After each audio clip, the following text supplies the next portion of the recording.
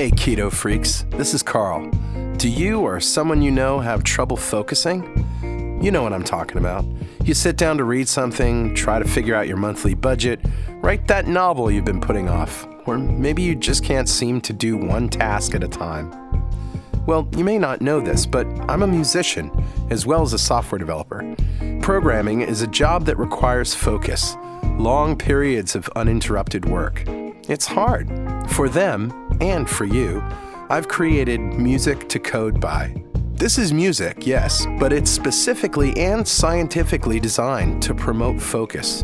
Studies show that when math students were exposed to Baroque music between 60 and 80 beats per minute, they did better with comprehension and testing. So I created more modern music that is neither boring nor distracting, but falls within that tempo range. It's just the right mix. I also made the pieces 25 minutes long. That correlates to research that shows we all get brain fatigue after 20 or so minutes of hard focus. The result is thousands of happy customers. Now, you don't have to be a programmer to reap the benefits of Music to Code By. It has been known to soothe restless pets, calm fussy babies, and even help autistic kids relax and fall asleep. Listen to some free samples at musictocodeby.net.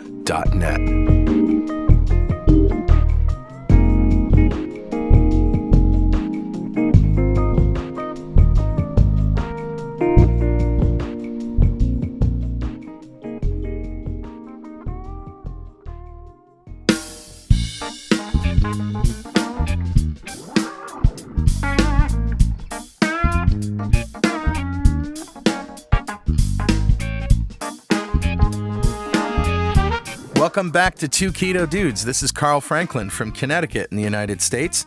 And in February 2016, I put myself on a ketogenic diet to take control of my metabolism. In just 2.5 months, I managed to reverse all my markers of type 2 diabetes with diet alone. As of now, I'm 72-ish pounds lighter with no signs of diabetes or heart disease. Hi, I'm Richard Morris in Canberra, Australia. I've been on a ketogenic diet for over 2 years. When I started, I was very sick with complications from type 2 diabetes. Within 6 months of starting a ketogenic diet, all of my biomarkers of disease had disappeared. I've also lost 84 pounds as of this week. And I know, I've got an update. Last week it was only 70 pounds. So I've lost 84 pounds and I have completely turned my health around. And this show is a document of my progress through nutritional ketosis and Richard's experience thriving for years in ketosis. Yeah. And hopefully that might help a few people who are curious about this kind of dietary hacking. We're not doctors. We don't want to give anyone any medical advice, but we are keen to share our own experiences. We're actually both software developers, so we're not afraid of a little technical detail, are we, Carl? Nah. We've done some research into our own deranged metabolisms and the science behind them, and we hope to share some of that research.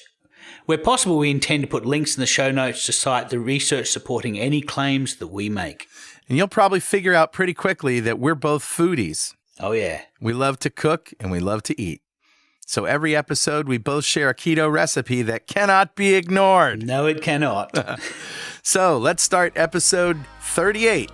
The Cholesterol Hacking Show. Oh, yeah.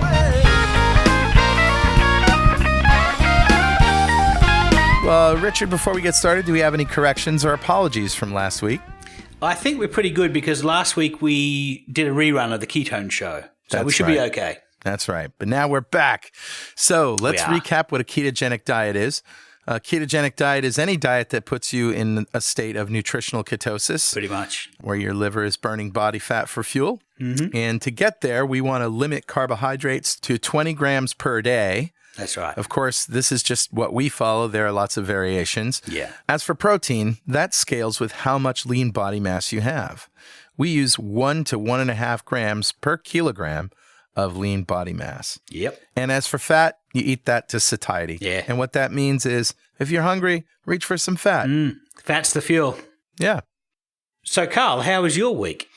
My week was pretty good. Well, it's been 2 weeks, right? And yeah, because I was in Las Vegas at a software development conference called Dev Intersection last week. Sure. And while I was there, I ate ketogenic, and I had a great time. I was fat fueled the entire time. In fact, as soon as I got there, I went to a supermarket and I got some brie and I got some ready-made Parmesan crisps and some apple cider vinegar and some seltzer water. So I was just in hog heaven. I would not eat breakfast. And then as soon as I got hungry during the day, the first thing I did was reach for a piece of brie. Yeah. And when that ran out, there was a Starbucks there, and my wife would go to the Starbucks and get a bagel with cream cheese and 2 pats of butter. She'd put 1 pat of butter on her bagel because she doesn't like cream cheese. Give me the cream cheese and the other butter, and that would be my first meal. Yeah. Check this out. There's a grand opening of Masuharu Morimoto's restaurant called Morimoto. Oh, yeah. In the MGM Grand where we were. Awesome. And I went there twice. Twice. That's luxury. Oh my God. First of all, the man is carbs or no carbs.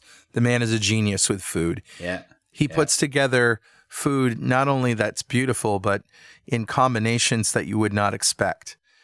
And he just fundamentally knows what things go together, how things taste, what their flavor profiles are, and how to make interesting and delicious food. Yeah. So the last night I was there at Morimoto, I got some of his Wagyu beef. And this was Wagyu ribeye, which comes in at $30 an ounce. Yeah.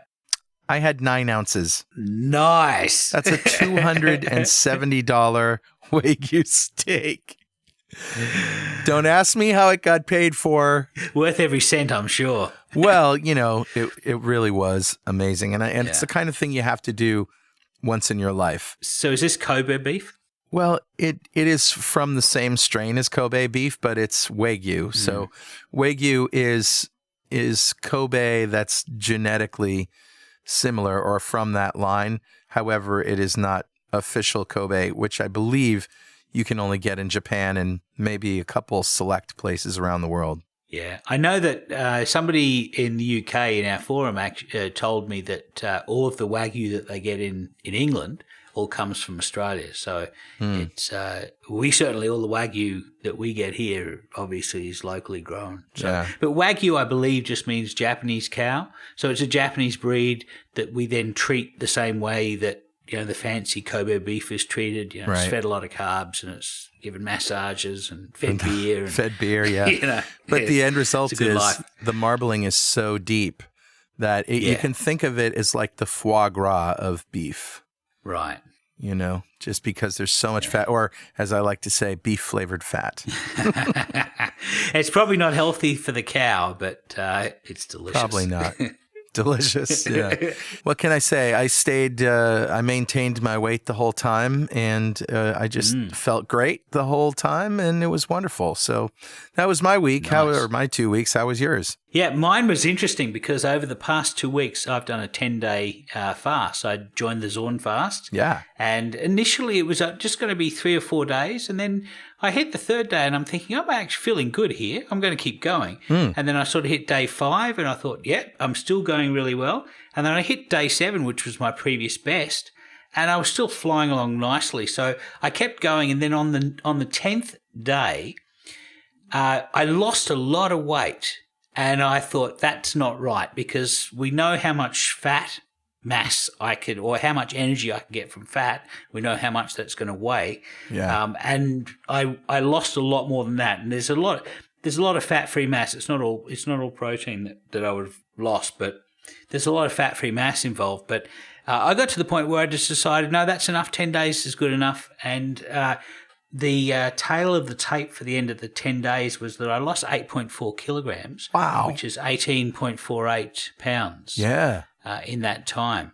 And I went from a body fat percentage of around about 25 to about 21. So, that was significant. I don't like to lose a lot quickly. I like to have a bit of a plateau where my body gets an opportunity to recover and to be comfortable with the weight it was at. And the interesting thing was that today I did a bike ride. I normally do a 50K bike ride on a Sunday.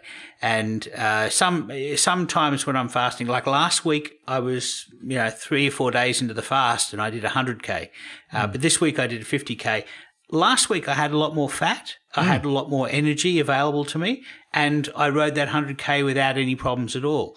The weird thing was that today, when I did a 50K, probably about 40 kilometers into it, I was like dragging the chain. I was just, I just lost energy. And so I'm thinking I'm getting to the point where I really can't generate a lot of power, a lot of energy from my body fat. And so my goal is to try and get under 100 kilograms and feel what that's like for maybe 6 months or so. Well, but it shouldn't be a surprise to you because you actually worked out the math. Yeah. Do the numbers fit your formulas about, how much body fat, how many calories you can draw from your body fat? Does it fit? Yeah, absolutely. And I mean, when I started this fast 10 days ago, I was able to draw about 2,079 kilocalories per day from my body fat. By the time I'd finished, it was more like 1,400 kilocalories per day. So the amount of options that I have for doing things like fasting or fasted exercise, all of these things are going to require calories, and there's a limit to how many that you can pull out of your body fat. And so really, if I want to fast, if I lose weight from here, I really have to supplement my energy from body fat with dietary fat to be able to fast properly. So, but it just means that I need to work out how many calories that I'm expecting to use during the day, how many my body fat can deliver, and then supplement the remainder in form of pure fat. Butter. Eat some butter. Oil, something like that. So that's ironically, to fast, if you don't have the body fat to fast, you need to supplement with some form of dietary fat. Wow. And bravo for you, Richard. That's fantastic. What a great story. Yes. So, yeah, I'm pretty happy. The other interesting thing about all of this is that the point that I started this, I was 140 kilograms. I'm currently 101 kilograms. And at the beginning of the fast, I was 110 kilograms. So I'd lost 30 kilograms, and my body had sort of sat at that point between, I guess, 108 to 110 range for almost 2 years now. The interesting thing was that range that my body plateaued at was the point where I had enough body fat to generate a day's worth of energy without any problem. So my body knew the ideal body fat rate, and it's not a BMI of 20. For me, a BMI of around about 27 is probably going to be ideal for me, yeah. Fantastic. Hey, while I was in Vegas, we appeared on Jimmy Moore's show, Low Carb Conversations. And shout out to Jimmy. Thank you for having us on the show. We had a great time, and it was a good episode. Thanks for being a gracious host. Yeah. Yep. We'll provide a link to that. Well, that's enough chit-chat. Let's get to... Mail!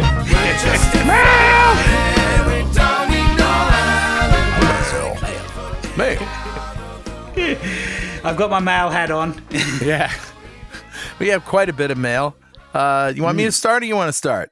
Go for it. All right, I'll start. This one comes from Chris with a K, K-R-I-S. Had my first annual physical since going keto on June 1st. Awesome appointment. Keto doctor who's been doing keto for more than 4 years. Wow. We sat, shared stories and information, and here are my ratios. Total cholesterol HDL ratio is 3.38. All right, so let's break that down. What does that ratio actually mean? Well, I don't think it's a meaningful marker of anything. I think the most important marker here is that her triglycerides over HDL is 0.76, which is spot in the ideal range. And also her HDL over LDL ratio is 0.448, also really great. Yeah. So she says, also I was 5.8 for A1C before, and that has decreased to a 5.4. Nice. I'm in a stall right now, but my body is still recovering from the hospital stay, dehydration, cortisol spikes, so I'm not going to sweat it. Rather, I'll just keep calm and keto on. Well done, Chris. Yeah. I think that the body stalls when it gets to a point where it needs to regather itself and basically get into a comfortable state. And if you've had an operation,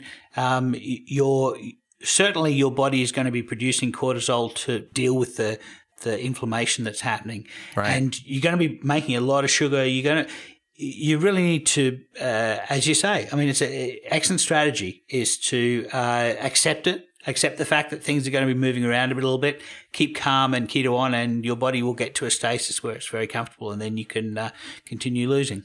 Very true. Yeah, and it's also great to have a keto doctor. That's very rare. You're very lucky. Yeah, very lucky. So we've got one from Marty who says, I've been doing the keto way of life since January. Kind of like Carl. Yep. And I'm an endurance racer, an Ironman, marathon, and ultra marathons. Wow. Saturday, I did my longest race this year, which is a 50K. It's about 31 miles with maybe 800 calories and extra carbs. Yeah. Finished second place overall and the oldest female finisher. Fueling with fat works. Yeah. Sure does. Yeah. Anyone got any ideas of any fat snacks or high-fat snacks that I could try while racing? Butter. It's not very practical, though, is it? Well, you could have butter in a baggie and just squeeze it in, chew the end off the baggie and squeeze it in your mouth. I usually ride with a baggie of salted macadamias in case I get an energy slump, and I didn't have them today, and I kind of wish I had, because I reckon if I'd just had a few macadamias, I would have kept going. Yeah, the longer that you go with the adaptation, the more efficient you become. And Dr. Volek was able to show that some of his athletic test subjects took almost 6 months to get back to their PBs. So that's their personal best times. So I reckon that I personally need less external fuel now 30 months into keto than I did at 12 months. But then this weekend, maybe I just lost too much weight too quickly. And that's probably another good reason why it was good to pause. Well, we had a lot more mail in the last 2 weeks, but we're not going to read it all for the sake of time. We really want to bring on our guest today, don't we, Richard? Yeah, definitely. So we want to introduce Dave Feldman today. Now, Dave's been in our Facebook group since the beginning. I think he was maybe the first 10 or so people to join the Facebook group. That's right. So Dave, welcome to the show. Thank you. Thank you for having me on, guys. You're welcome. And Dave, let me just read your bio here. Dave's a software engineer, a senior software engineer like Richard and I, and a business developer who began a low-carb, high-fat diet in April 2015 and has since learned everything he could about it with special emphasis on cholesterol, giving his lipid numbers spiked substantially after going on the diet. And you can tweet him at Dave Keto.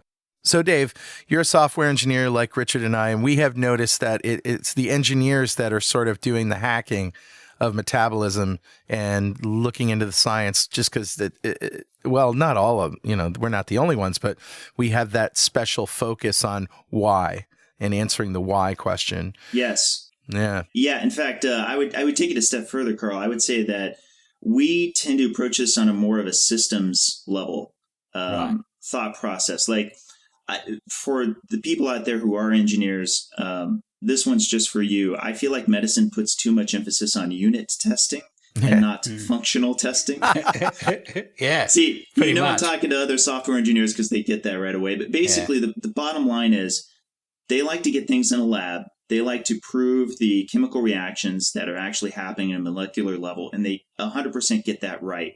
And I will tell you some of the things that I found that they've learned really is amazing. It's very jaw-dropping. The thing that I found since starting this that really does amaze me, unfortunately in the negative sense, is I really don't feel like there's a good 50,000-foot view perspective of why these processes exist from an engineering standpoint and why they would make sense. For example, one of my frustrations is I'll read that they'll talk about cholesterol almost as if it's the trash wrapper that packaged your food that was going into your bloodstream, and now it's just they have to get rid of it, that the body's made a mistake by ever having it in the bloodstream in the first place, since all of our cells can synthesize it. Well, us as engineers, we're thinking, well, no, if I reverse engineering another engineer's work and all of these other parts of the process seem to be genius, why would I just assume that this one part was a complete mistake? This is exactly what I told my doctor when she was freaked out over my high cholesterol. Like you, mine spiked after losing 35 pounds in just 2.5 months. And I went and she said, but your cholesterol's through the roof, right? And I said, look, why would the body be so stupid to reduce all of the, change all of the markers that we know are bad and reduce them and bring them down, basically a better better profile. But except for this one thing, why would that happen? And she looked at me and said, you're absolutely right. There's got to be something we don't understand. And that's where you're taking the words right out of my mouth, because when I got my first cholesterol test, it was after being 7.5 months of keto and feeling better than any other time in my entire life, including my childhood. Yeah. I've never felt better than I have on keto. And I don't want to say it's all peaches and sunshine. I still get sick from time to time. I still have some issues, but some things that I just kind of figured were just part of my life were like GI issues and even getting sick to the same frequency. I don't get sick as much, so forth. All of these things to me suggest that, no, I've now reached a new level of balance. And so I'm going to be a little more skeptical as to some markers that they consider to be bad markers, whatever they may be. And I'm going to research for myself what it is that those markers mean. Of course, the biggest one was cholesterol, which it is for many other people on a ketogenic diet. And I really feel like this is where we kind of have to like drive to a point that all of us have to face, which is it's the biggest question out there for a ketogenic diet. The biggest fear. It is. I think this is the last frontier to convince people that this is a safe and effective diet. And we're just stuck in this mindset because none of us have known any different all our lives. But as you know, and for thousands of years, maybe a couple 100,000 years, there were no carbohydrates. So carbohydrates are actually the fad diet. Correct. We've had enormous amounts of practice. I like to put it this way. From an ancestral standpoint, we've had enormous amounts of practice for the vast, vast majority of humankind's existence with lots of protein and lots of fat. Yep. Our bodies worked and re-engineered and re-engineered and re-engineered based on those two macronutrients to a very large extent. And then all of a sudden, we shifted the pie chart to add enormous amounts of carbs. We don't have a lot of practice in that. And sure enough, we have all of these metabolic diseases that we associate with civilization that, without question, from an engineering standpoint, if you were bringing me code that kept breaking in ways that it wasn't breaking before, I would say, well, what's going on with the inputs? Yeah, what have you changed? Right.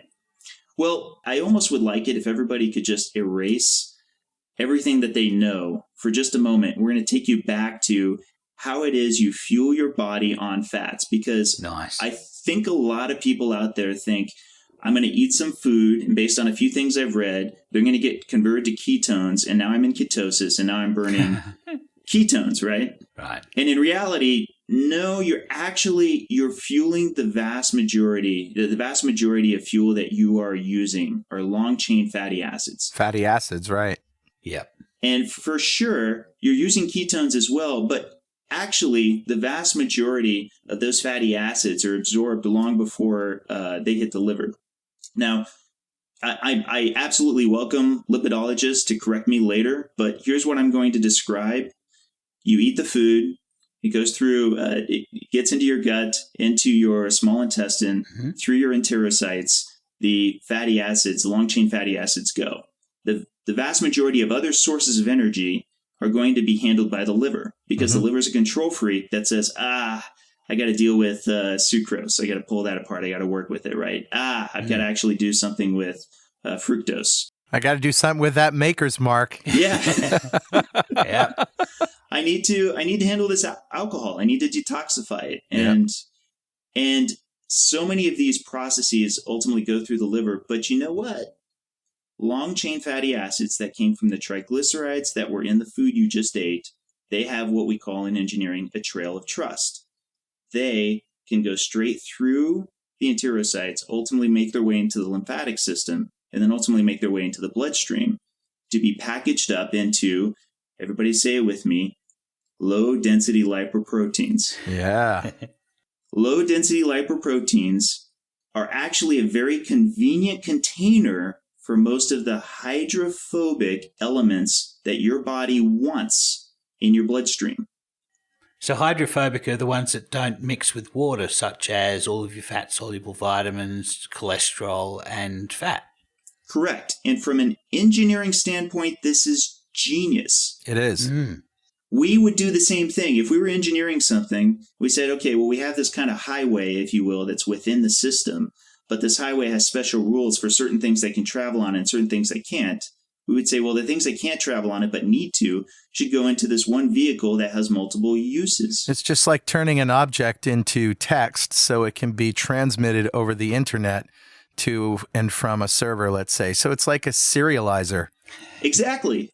It's like turning a fat object into JSON so that it can go across the wire. You see our status up there, Richard? I see it. I saw it. Because Richard and I were talking about this last night, and Richard gave me permission to go extra geeky, so here we Absolutely. Yeah. go. Those lipoproteins, and we don't really normally get to discuss this, those lipoproteins have a snaky protein, that's the protein part of it, called apolipoproteins on them. Yep.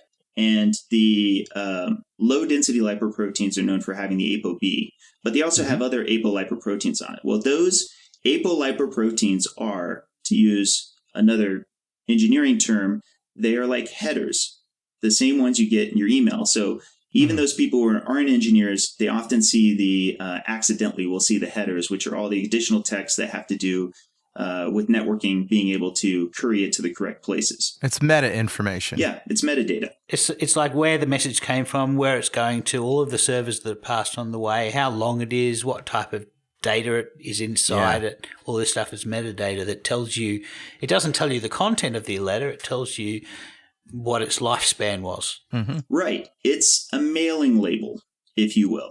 Yeah, I like that. And we want to have mailing labels on those lipoproteins that effectively can tell cells which ones it can bind to. And the cells have LDL receptors. In fact, there's a huge family of LDL receptors that fit nicely to certain apolipoproteins. Why? So that those jobs can still be spread out between two different subject points, the low-density lipoprotein and the cells, but can still have lots of different jobs based on which LDL receptors are expressed. Flexibility.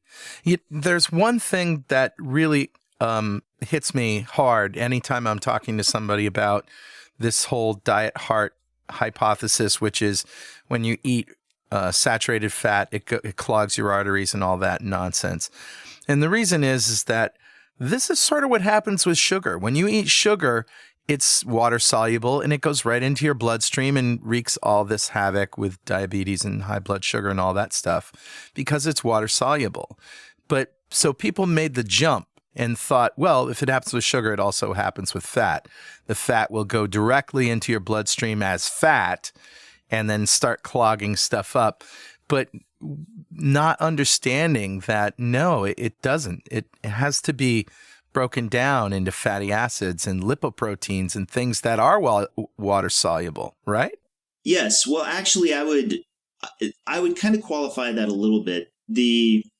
To do this, we kind of have to take a step back and talk about the scene of the crime. The scene of the crime for the clogging that we're talking about is the vessel walls, and they are lined with a special cell called endothelial cells. And one of the things that struck me from as early as I started researching is that everything came back to the endothelial cells, and in particular with damage to the endothelial cells. Now, if I talk to your average person who's in the ketogenic community and I say, are you familiar with the diet heart hypothesis? They'll say, well, yeah, Ansel Keys, all the history of the last 60 years, etc. If I say, are you familiar with the chronic endothelial injury hypothesis? I'll bet you guys aren't familiar with this, right? Oh, I'm familiar with it. And most people don't know what you're talking about by name, but I mean, it's a very widely held hypothesis. Right. And let me unpack that a little bit. The reason it can be widely known within the communities that are familiar with it is because it's actually in use all the time. They actually induce atherosclerosis through a balloon catheter in lab animals. And they can do this, and they typically do it to the carotid artery. They do this by injecting it and expanding it and contracting it several times. Debridement. Well, yes, damaging those endothelial cells, which often can induce atherosclerosis. So, short version is, we absolutely know a cause for atherosclerosis being endothelial damage. That is proven day in and day out, right? But as of yet, and I would love to be corrected on this. Anybody feel free to send me a study. Send me a study that shows that LDL particle concentration is an independent source of atherosclerosis while controlling for endothelial damage. Yeah, that doesn't exist. I tell you what does cause endothelial damage, and that's insulin. Yes, exactly. And free radicals. Yeah. Mm-hmm. We know with insulin, there was a study done in the 60s where dogs were made chemically diabetic, and then they were given insulin in the arteries of just one leg. And they were able to make dogs with one leg that has cardiovascular disease. And there was another study where rabbits are really easy to make have atherosclerosis. You just feed them cholesterol and they become atherosclerotic. And this was part of the hypothesis that caused us to think that eating cholesterol made us made humans atherosclerotic. For omnivores, yeah, but it only applies to herbivores. Yeah, but if you feed rabbits cholesterol, they become atherosclerotic. But if you knock out their insulin with the same chemical, I think it's called allotoxin, if you knock their ability to make insulin out with the exact same chemical, they no longer become atherosclerotic when you feed them cholesterol. So insulin not only does the damage, without the insulin, it's not possible to cause the damage. So those two studies are probably a fairly good indication that insulin is the major culprit. Well, and that's part of my issue. My issue is that I keep wanting to find ways to disassociate the endothelial damage. One of the most common arguments for it being high levels of LDL cholesterol comes back to familiar hypercholesterolemia. Right. Yeah. And that literally means familiar being on the genetic side, hyper being high, and emia being in the blood. So high cholesterol in the blood is an actual literal breakdown of the disease. But the irony is that's not necessarily what the nature of the genetic dysfunction is. The genetic dysfunction is actually in the LDL receptors themselves. They have a difficult time binding to those apolipoproteins I spoke of earlier. Yeah. And so then the question becomes to me, okay, is this a clearance problem, which is what they speculate that it is? It's not clearing the LDL that's in the blood, or as I would argue now, especially with how my data has been shaping up, is it in fact an upregulation of the liver, knowing that these endothelial cells will be malnourished? Upregulation means creating more. Creating more, yes. So, for example, let's say that you had your child on the other side of a fence, and your child's not a very good catcher, but he needs to catch his sandwich to eat, and he won't pick it up. He won't pick it up off the ground, right? So you throw him a sandwich and he misses it. Going, you really need to eat, Timmy. I'm going to go ahead and throw you another sandwich because I got a whole bucket full of these, right? Again, from an engineering standpoint, I'm going to go ahead and spam you with sandwiches because I care more about you eating than I care about these sandwiches. Right. Now, I myself will not claim that I'm certain that cholesterol in high concentrations isn't in fact atherogenic. It very well could be. To be a good scientist, I can't make a claim that I don't really have full information on. There's a difference between feeling like a theory is falsified and just feeling like the case for it is weak. Right. And I feel the latter. I feel that the case is surprisingly weak. When I got my first cholesterol numbers on a scale of 1 to 10, I was a 9 of concern. Now I'm more like a 5.5. But I'm not a 0. Yeah. In that context, part of what's had me rethinking everything is my own data, is the fact that the results are so manipulatable, if you will. So, Dave, tell me about your data. Okay. It's hard for me to kind of put it in a brief version, but I think I'll just go ahead and use the most recent event because obviously it's gotten a lot of talk recently. Yeah, sure has. The very first public presentation of data that I did was at the Keto Gains seminar on October 9th. And knowing that October 9th was coming, I said, it's time to take it to the next level and actually prove predictability. Right. So I wrapped my most recent experiment completely around that conference. I intentionally ate around 750 calories a day for 5 days coming up to the Friday just before the conference began. And it's also important to say that it was 750 calories, but it was ketogenic. Yes. Whenever I say calories, I mean it on a ketogenic ratio. Yeah. Generally speaking, we like to say, and I think it's generally true, that you just don't need to worry about calories, but Sure. you do in the sense that you need to understand total energy load. Yeah. So on a ketogenic ratio, I stayed at around 750 calories right up until that Friday morning. I took a blood test, and I told everyone then, and I put in my presentation slide later, that blood test on Friday morning would show that my cholesterol was extraordinarily high. I then ramped up to 5,000 calories a day. Wow. For a total of 5 days, but I knew that the 3-day mark was going to be on the Monday morning of the day after I did the presentation.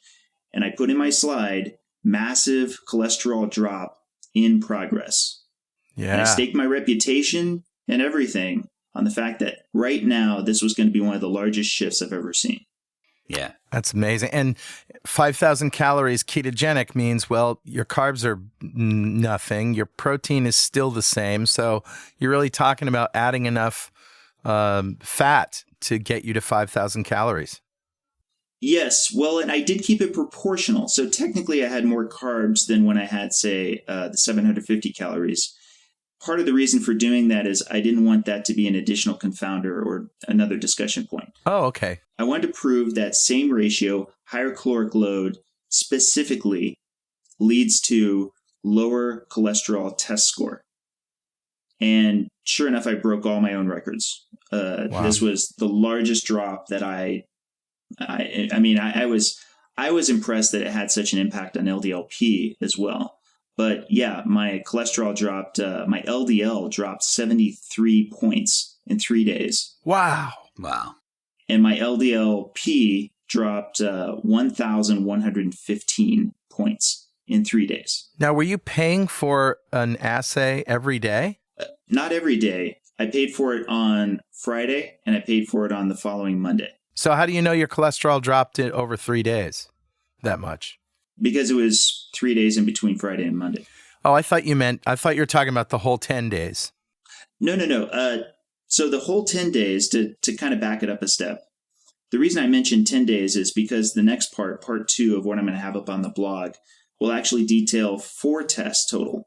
I've mainly been talking about the 2 tests that were wrapped around the Keto Gains conference. I got it. The first 3 days of your 5-day fat spree. Yes. Of the period of time that I knew the highest shift would occur. I see. But in truth, I've actually done a total of 4 tests, 2 that preceded the conference, and both those tests were on a lower caloric intake while still being ketogenic, and 2 that succeeded that were after the conference on the Monday and then the following Wednesday. The reason I did that is because I already knew that LDL-P goes on a longer day equation, if you will, in that it does a 3-day window with a 2-day gap. So I speculate that right now, if I were to take my blood test and it's a Sunday, I would not expect that Saturday, Friday, and Thursday would count for LDL-P, but it would count for LDL-C. Mm-hmm. For LDL-P, it would be Wednesday, Thursday, and Friday. Sorry, Tuesday, Thursday, and Friday.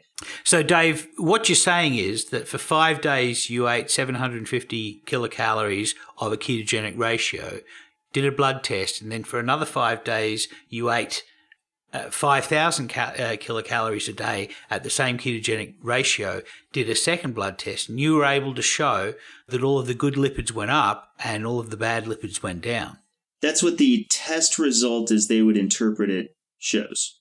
The reason I coax it in that language is because I don't actually feel like that's the true zero-sum game, which we'll kind of get into in a moment. Yeah. We're all on the same page there. So all of this data, you've been doing this since, I think you were in January you started this, where you were getting NMR tests almost several a week, and you went to the conference. Was it the conference in Vail?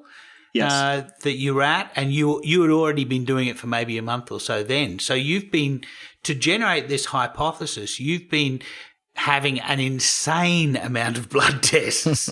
Yes, actually about 40, I think, up to this point. 40 Wow. since November of last year.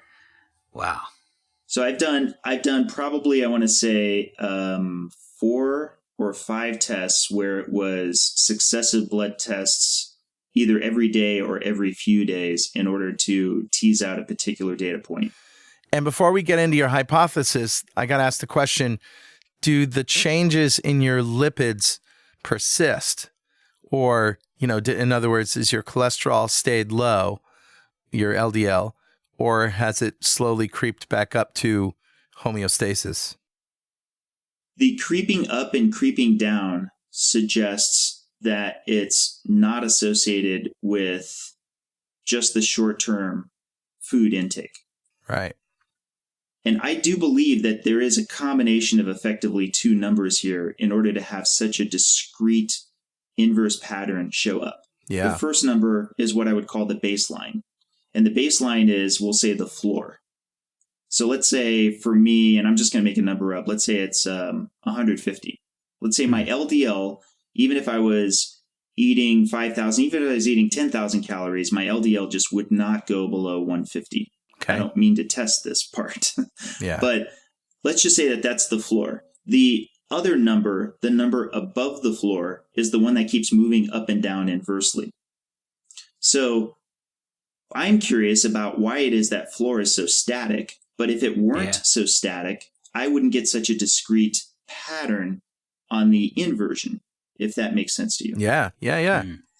But what I suspect is that baseline will be impacted by exercise because it is, in fact, the LDL particles are, in fact, fuel, or at least they're containing the fuel that my body's making use of the most, the long-chain fatty acids. That's why I'm going to keep always bringing this back to energy.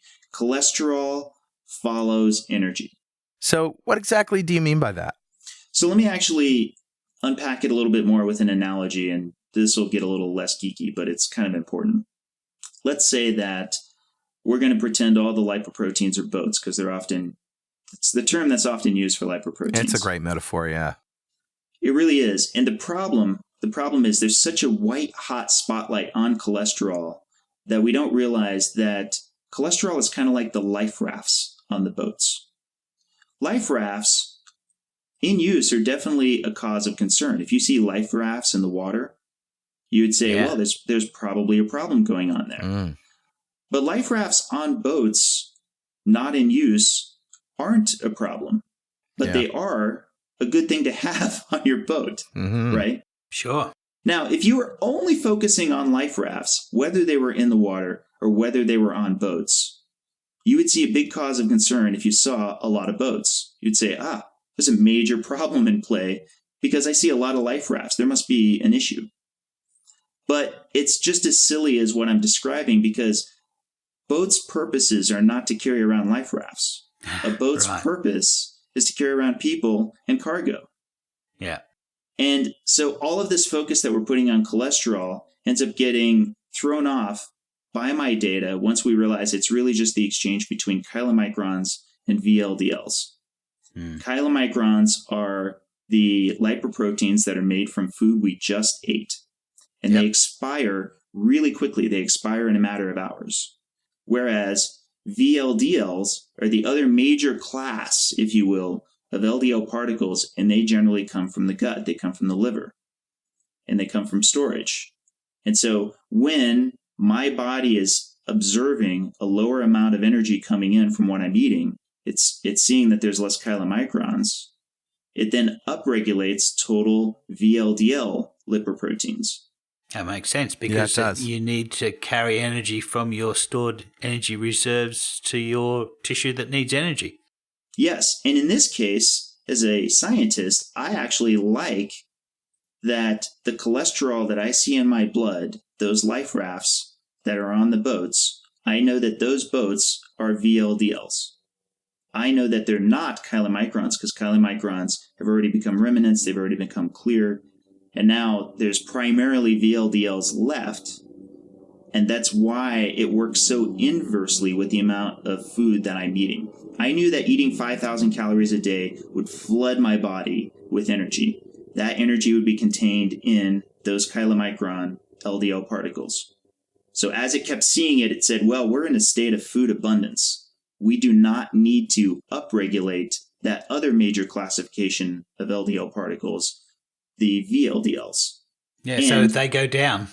Right. And those VLDLs, specifically the cholesterol on those VLDLs, is what's getting measured in the corresponding blood test the next day. Sure. So this is interesting as a response to what I saw Stephen Finney talking about, where his hypothesis about why LDL goes up in some people on a ketogenic diet was that this was triglycerides and cholesterol being removed from fat cells into the bloodstream and then being flushed out by the liver as we eat more fat and less carbohydrate. So it's interesting that this is just a different take on, that was an interesting attempt at explaining it, but how spot on was he?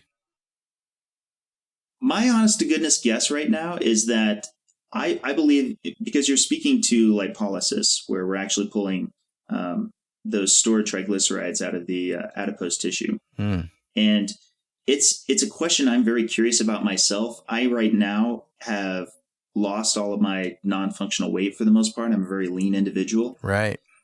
And therefore, in a sense, it could turn out that I'm able to exhibit these discrete patterns in my bloodstream more because there's not as much lipolysis going on with me. Yeah. And therefore, the short-term storage coming back and forth is something that's going to show up in a more discrete manner, where somebody else who's, for example, losing weight and experiencing these ups and downs might have lipolysis as a confounding variable, if that makes sense. So what does this mean for the statin industry, my friend? Well, that's actually a good question. I don't want to say that I believe that statins are completely useless in any sense, in that it very well could be that if you're young, you're male, you're a smoker, and you've had a prior cardiac event, that it actually may help you on your all-cause mortality. But I will say this, understanding the nature of them and how they ultimately poison the pathway with HMG-CoA reductase and literally obstruct the nature in which your lipid system is working, I really think it'd be one of the very last things that I would take under almost any circumstance. I think a statin executive would have to have a bus full of small children that it said it was going to push off a cliff, and then I would probably consider very strongly taking a statin. Mm-hmm. So I guess the next question is, if you're able to modify your cholesterol numbers at will with 5 days notice by modifying what you eat, what does that mean for the insurance industry that uses these as a guideline to setting insurance premiums? Well, I'm actually glad you brought this up. Obviously, I only have my own data to go off of, but a lot of people have asked me advice on this particular account. And I have actually had a few people that have reached out and said this worked for them, but it's still anecdotal, and I don't want to hang my hat on it until we've actually had a study that really formalizes this. However, let's just say that you are on a ketogenic diet and all you care about is manipulating those cholesterol numbers, and you believe your data will be consistent with mine, in which case I would say you should get as close to my 5,000 calorie day experiment as you can and eat as much fat as possible so that you're flooding your body with chylomicrons, and therefore it does not upregulate the VLDLs that would show up in your fasting cholesterol test of the next day. With a caveat that you don't have a lot of body fat, and maybe another test should be done with somebody that does have body fat to see if they get the same result. Absolutely. And I do want to add one other step, which is I always do a 14-hour fast in between the last meal I had from the evening before and the blood test that I have on the following morning. And that's important. That's very important, because if you don't do that fast, this whole equation falls apart, because then you can actually have chylomicrons or chylomicron remnants that might actually get picked up by the cholesterol blood test. So how much does it cost to do one of these tests, to do a lipid panel? I got a lot of my tests through a website called requestatest.com, where you can order it privately. What is it called? Request a test? requestedtest.com. Okay. And yeah, the test I'm referring to is the NMR, of course, nuclear magnetic resonance. You then go to one of their facilities like a LabCorp or something and provide the paperwork. And at that point, you can actually just get whatever test you ordered. And I was able to get it for $99. Yeah. So I would suggest go request that, spend your $99 after having tested this for yourself. Just get the data for yourself to see if your data follows Dave's. See if your blood tests go the same way as Dave's do, and then once you know that it works, then try it on your insurer. I'm definitely going to do it. And please share the information, whether it backs up the theory or it doesn't. My one request is, I know nobody's going to be just like me, but try to be just like me for 5 days and actually record carefully everything you ate so that everything can get parsed out. I am genuinely curious about people who are losing weight, how much it might impact it. I'm curious about what particular foods may or may not also impact it and so forth. But given how tight my correlations are, I definitely feel that the lipid system has been very effectively proven for me in particular to be the most impacted by just what I had been eating the days before I took the blood test. And if there's any point I want to drive home is for all the theories that we're talking about now of different levels of evidence, the evidence that I've showed that I'd hang my predictions on being that the lipid system is that agile is one that I feel so certain about that I feel like nobody should be making true life-changing decisions, especially for things like a statin on a single annual blood test that shows their cholesterol without at least knowing that much, without at least comparing how much you ate before. Because I've talked to many different people who've said, you know, in anticipation of this cholesterol test I was getting, I started eating less because I wanted it to not be as high of a cholesterol score. And if my data is correct, that may in fact be artificially increasing your cholesterol score. And then, of course, making you feel even worse about it. Dave, you're a developer. Maybe you could create a website where people could go and plug in their data, and then you could apply a little machine learning to it. You know, it's actually funny you say this. There's a guy I talked to yesterday, and he's advertised before on Jimmy Moore, and I've also met him at one of the conferences. And that's actually the business model he's chasing after with his partners to put together a lot of information. And right now it's very centric towards the ketogenic lifestyle. And I said, if he can really get this up and going, I would definitely like to push it for this very reason, that I would like for a lot of ketoers to go ahead and plug in their data and opt in to aggregate anonymous sharing so that we can actually get more, because it's not even just on lipids and cholesterol. I would actually like to, for example, see a good example would be chloride. Chloride, mine is a little bit below range, but I found out recently that that's actually pretty common for people who are ketogenic because we tend to be more alkali based as opposed to acidic. And if so, that would be something that a lot of us would like to know and not have to hear from a conference somewhere. Yeah, very good. Well, this is awesome. And thanks for being a guinea pig on yourself. It's guys like you who are helping all of us figure out what the heck is going on. And mark my words, I'm going to do this experiment because I'm in a great place right now to do this experiment. I've had pretty much been at a plateau for a while, and I have plenty of body fat. So it's another type, right? It's another body type or another state to test this hypothesis in. And I can't wait to see what happens. I would absolutely adore the data that could come out from it. And I would love to talk to you offline on how I'd like to construct that experiment with you, just so that it could be captured very well for posterity, if that's possible. Let's do it. So we're going to include links to Dave's blog in our show notes, and that's got details about his experiments and specifically this predictive experiment that he did. And also at some point, hopefully, he will have information on how to do this test yourself, how to collect the data in such a way that he can reuse it.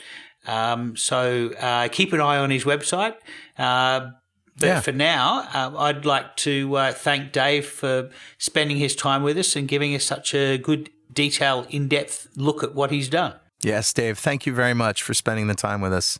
And once again, guys, thanks for having me on. You guys have been such a welcome addition to the ketogenic community because I often visit so many people that are on the dry science side, and I love them all. They bring lots of information. I feel like you guys bring a nice mix of science and friendliness and just overall good spirit, which is why I'm not surprised, Carl, that you would come up with the idea you had for the festival. I hope to see everybody there next year. Absolutely. KetoFest.com. Check it out. We're going to have fun. Thanks again, Dave. Thank you. Well, Richard, that brings us to a couple of Recipes! Recipes. Yeah. Okay, so I'm going to go first, I think. Do it. As you know, I did a 10-day fast, and at the end of a fast, you want to have a little bit of food just to settle your belly, to get blood rushing to your stomach, to your gut.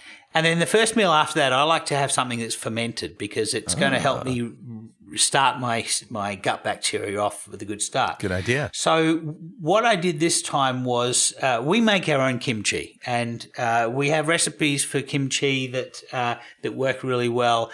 But this recipe is going to use some of that kimchi, but you can buy kimchi in a can. It's exactly the same. It's spicy pickled cabbage, Korean. That's exactly what it is, Korean spicy pickled cabbage.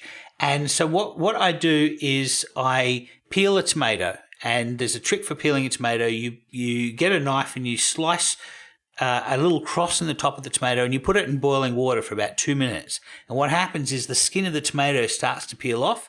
You pull it out of the boiling water. You don't want to cook the tomato in there. You're just trying to soften the skin, and then you use a knife to remove that skin. Another thing that you can do is put it right in a bowl of cold water so you can actually hold it in your hand while the skin comes off and stop the cooking process. Yeah, one of the advantages of diabetes is you lose a lot of sense of touch in your fingers. So, I lost mine years ago from playing guitar, man. Yeah, that and doing blood tests on your fingers. So anyway, so I peel the tomato. Now we did some smoking the other day, and we smoked a ham, and we smoked some lamb shoulders, and I did a whole tray full of peeled tomatoes smoked. You don't have to smoke the tomatoes, but they're delicious. Oh my gosh! That flavor, hickory flavor, gets in there. So I got these dried out little tomatoes that are good to go. So what I do is I toss one of these in a magic bullet blender, and I toss in about an equal amount of